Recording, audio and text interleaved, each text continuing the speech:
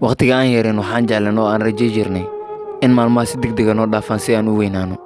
Markii aan weynaanana murugada iyo dadka qaar daraadoodna waxaan noqonay kuwa rajeeya in nolosha ay dib noogu celiso yaraanteena, meeshaasna aan ku ilowno murugada. Mararka qaar waxaa naga tambadayso murugada heer aan ilowno in nolosha ay jiraan waddooyin kale oo badan oo ay macquul tahay inay naga saaraan badaha qoodashada iyo mugdiyaalkeeda.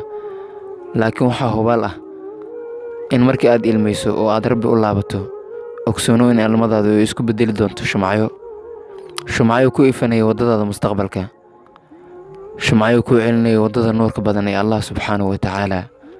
Hal naseexa iga qaado: innagu ma awoodno inaan u diidno shimbiraha murugada inay duulaan dusheena, balse waxaan awoodnaa inaan ku sabarno oo aan dhoola caddayno oo aan is ilowsiino. Assalaamu calaykum.